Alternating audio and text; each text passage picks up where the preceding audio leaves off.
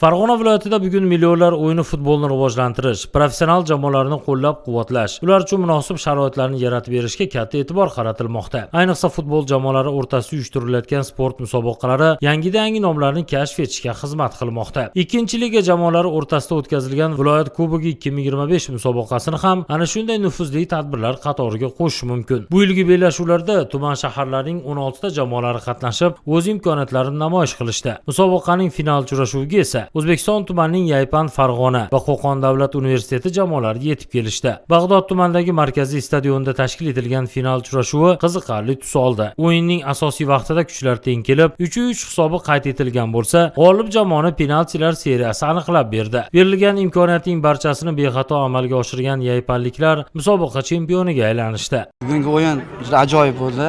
Jamoamizni hammamizni tabriklayman.